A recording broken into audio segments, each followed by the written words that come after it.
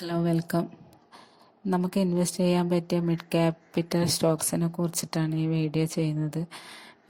അതായത് നമ്മൾ long ടേമായിട്ട് invest ചെയ്തിട്ട് നമുക്ക് നല്ലൊരു റിട്ടേൺ കിട്ടാൻ വേണ്ടിയിട്ട് നമ്മൾ മിഡ് ക്യാപ്പിൽ ഇൻവെസ്റ്റ് ചെയ്യാൻ ഉദ്ദേശിക്കുന്നുണ്ടെങ്കിൽ അങ്ങനത്തെ 5-6 സ്റ്റോക്കിൻ്റെ പേര് ഇവിടെ കൊടുത്തിട്ടുണ്ട്.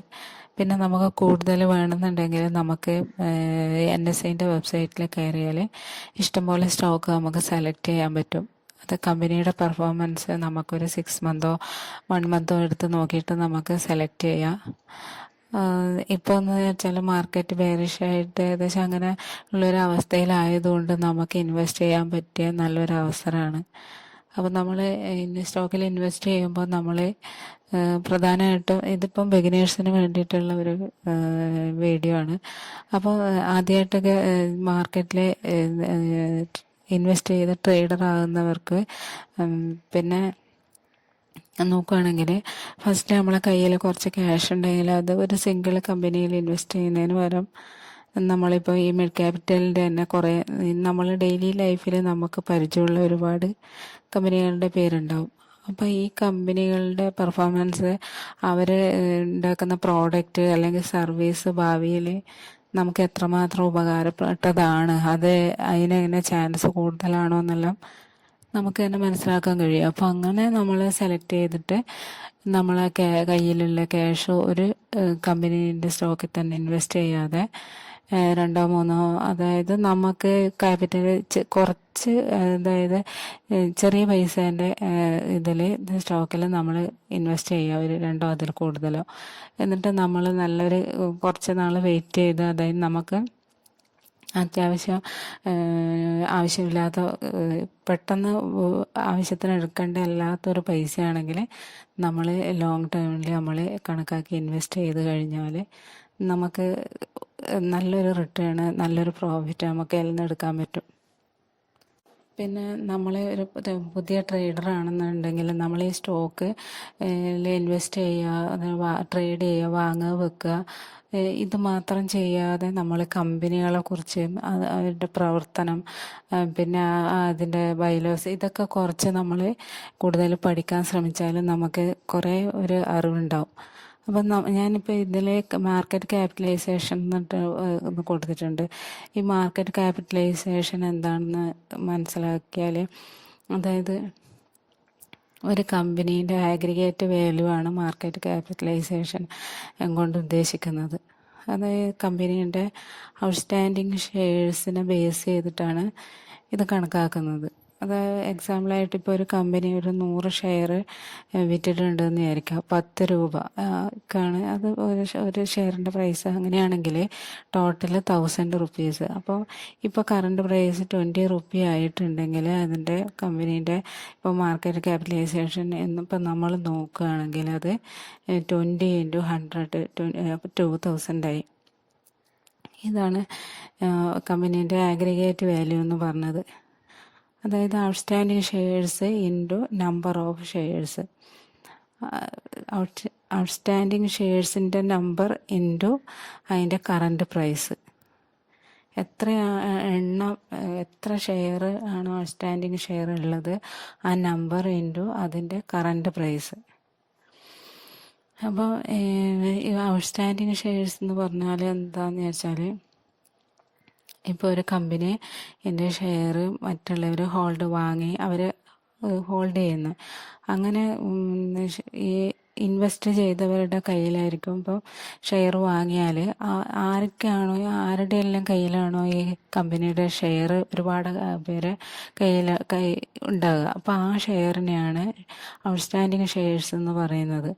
അപ്പോൾ ഇതിൽ കമ്പനി ഇൻസ്റ്റിറ്റ്യൂഷൻസ് ഉണ്ടാവും, സാധാരണ ഇൻവെസ്റ്റേഴ്സ് ഉണ്ടാവും, അതിനെ ഒഫീഷ്യൽസ്, കമ്പനീൻ്റെ തന്നെ ആൾക്കാർ, ഇങ്ങനെ ടോട്ടൽ എത്ര ഷെയർ ഉണ്ടോ അതൊക്കെ ചേർന്നതാണ് ഈ ഔട്ട്സ്റ്റാൻഡിങ് ഷെയർസ് എന്നുകൊണ്ട് ഉദ്ദേശിക്കുന്നത്. ഔട്ട്സ്റ്റാൻഡിങ് ഷെയർസിൻ്റെ അത് നമ്പർ എപ്പോഴും സ്റ്റാറ്റിക്സ് ആയിരിക്കില്ല, ഇതിങ്ങനെ fluctuate ചെയ്തുകൊണ്ടേയിരിക്കും.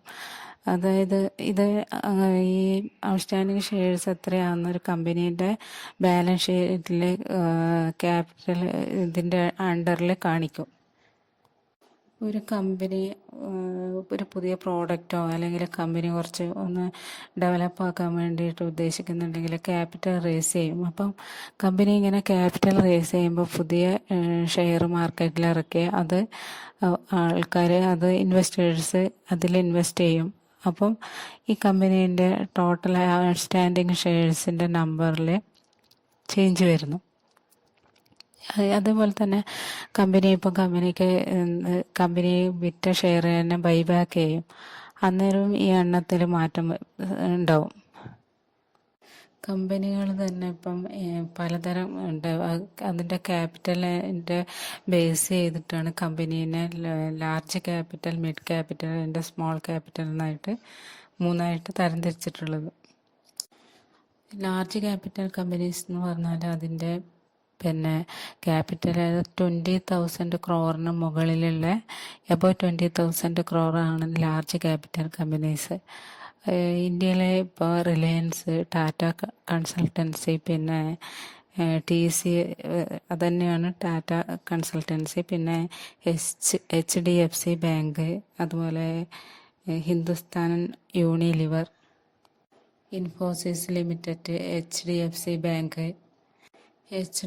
Bank, Bharti Airtel limited, HCL technologies, Asian paints, Maruti, Bajaj finance limited, ITC, Wipro, SBI, Nestle India, Axis bank limited.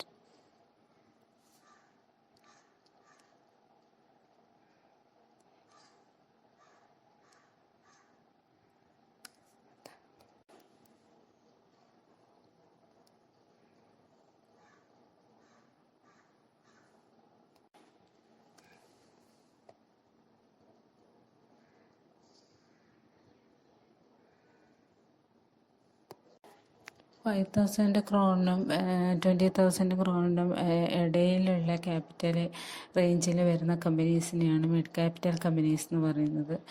Mid capital കമ്പനീസിനെ large capital കമ്പനീസിനെ അപേക്ഷിച്ചിട്ട് ഗ്രോത്ത് റേറ്റ് കൂടുതലും റിട്ടേണും കൂടുതലായിരിക്കും. ലാർജ് ക്യാപിറ്റൽ കമ്പനീസിനാണെങ്കിൽ ഇപ്പോൾ എന്താണെന്ന് വെച്ചാൽ അവർ ഗ്രോത്ത് റേറ്റ് വളരെ സ്ലോയും എന്നാൽ ഗ്രോത്ത് റേറ്റ് ഒരേ കണക്കിന് അത് അതായത് പെട്ടെന്ന് വളർന്ന് പെട്ടെന്ന് ഇതാവുന്ന അങ്ങനത്തെ ടൈപ്പല്ല, പെട്ടെന്ന് കൂടുകയും കുറയും. ഇത് സ്ലോ ആയി സ്റ്റഡിയായി വളർന്നുകൊണ്ടിരിക്കുന്ന കമ്പനികളാണ് large capital companies. Mid capital ആകുമ്പോൾ പെട്ടെന്നായിരിക്കും വളർച്ച. അപ്പോൾ ഇങ്ങനെയുള്ള കമ്പനികളിൽ നമ്മൾ ഇൻവെസ്റ്റ് ചെയ്യുമ്പോഴാണ് നമുക്ക് കൂടുതൽ റിട്ടേൺ വേഗത്തിൽ കിട്ടാൻ സാധ്യത. L&T കമ്പനി, മഹീന്ദ്ര, ഇതെല്ലാം polo tyres, L&T company, Mahindra, ഇതെല്ലാം മിഡ് ക്യാപിറ്റലിന് ബെസ്റ്റ് എക്സാമ്പിൾസ് ആണ്. ഗോദ്രേജ്, ബെല്ല്, വോഡാഫോൺ ഇന്ത്യ,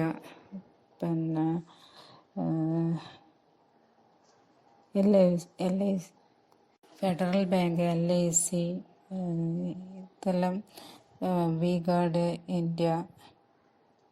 ഇങ്ങനെ ഒരുപാട് കമ്പനീസ്, ഒരു 100ഓളം കമ്പനീസ് NIC വെബ്സൈറ്റിലുണ്ട് മിഡ് ക്യാപിറ്റൽ കമ്പനീസ്. ഇനി സ്മോൾ ക്യാപിറ്റൽ കമ്പനീസ് എന്ന് പറഞ്ഞാൽ നമുക്ക് ഇന്ന് തന്നെ അറിയാം, 5,000 ക്രോണിന് ബിലോ ഉള്ള കമ്പനീസിനെയാണ് സ്മോൾ ക്യാപിറ്റൽ കമ്പനീസ് എന്ന് പറയുന്നത്. ചില സ്മോൾ ക്യാപിറ്റൽ കമ്പനീസ് മിഡ് ക്യാപിറ്റലിനെക്കാട്ടിയും നന്നായിട്ട് പെർഫോം ചെയ്യുന്ന കമ്പനീസാണ്. റിസ്ക് ഒരു പ്രശ്നമില്ലാത്തവർക്ക് ഇൻവെസ്റ്റ് ചെയ്യാൻ പറ്റിയതാണ് ഈ സ്മോൾ ക്യാപിറ്റൽ കമ്പനീസ് എന്ന് പറഞ്ഞാൽ. അപ്പം Bajaj consumer care, Indian energy exchange, ഇതൊക്കെ സ്മോൾ ക്യാപ്പ് കമ്പനീസിന് നല്ല എക്സാമ്പിൾസാണ്. ജസ്റ്റ് ഡയൽ, ഇങ്ങനെ ഒരു 1,000 ആൻഡ് എബോ കമ്പനീസ് NSE വെബ്സൈറ്റിലുണ്ടാവും. ഇതിൽ നമുക്ക് കുറച്ച് റിസ്ക് എടുക്കാൻ തയ്യാറാണെങ്കിൽ നല്ല റിട്ടേൺ കിട്ടുന്ന കമ്പനീസ് തന്നെയാണ് സ്മോൾ ക്യാപിറ്റൽ കമ്പനീസ്. അപ്പോൾ നമ്മൾ ആദ്യം തന്നെ സ്റ്റോക്കിൽ ഇൻവെസ്റ്റ് ചെയ്യുമ്പോഴത്തേക്കും നമുക്ക് ചെറിയ ക്യാപിറ്റലിൽ ഇൻവെസ്റ്റ് ചെയ്യാൻ പറ്റുന്ന സ്മോൾ ക്യാപിറ്റൽ കമ്പനീസ്. പിന്നെ നമുക്ക് നല്ല റിട്ടേണും അതുപോലെ തന്നെ റിസ്ക്കും ഉള്ള ഒരു ഇതാണ് സ്മോൾ ക്യാപിറ്റൽ കമ്പനീസ് ഇൻവെസ്റ്റ് ചെയ്യുക എന്നുള്ളത്. സ്മോൾ ക്യാപിറ്റൽ കമ്പനീസ് പൊതുവെ പെട്ടെന്നുള്ളൊരു വളർച്ചയായിരിക്കും അതിനുണ്ടാകുക. അതുപോലെ ലോസ് ഫാക്ടറും കുറച്ച് കൂടുതലായിരിക്കും. അപ്പോൾ നമ്മൾ ഇൻവെസ്റ്റ് ചെയ്യാൻ തീരുമാനിച്ചാൽ ഇൻവെസ്റ്റ് ചെയ്യേണ്ട കമ്പനികളെ നമ്മൾ ആദ്യം തരംതിരിക്കുക. പിന്നെ ക്യാപിറ്റലിനെ നമ്മൾ ഡിവൈഡ് ചെയ്യുക. എന്നിട്ട് രണ്ടോ അതിൽ കൂടുതലോ കമ്പനികളിൽ നമ്മൾ ഇൻവെസ്റ്റ് ചെയ്യുക. ഒന്നിൽ ഇട്ടത് ലോസ് ആണെങ്കിലും പിന്നെ നമുക്ക് 2 ചാൻസും കൂടി ഉണ്ട് നോക്കാൻ വേണ്ടിയിട്ട്. അപ്പോൾ എൻ്റെ വീഡിയോ ഇഷ്ടമായിട്ടുണ്ടെങ്കിൽ ലൈക്ക് ചെയ്യുക, സബ്സ്ക്രൈബ് ചെയ്യുക. Thank you.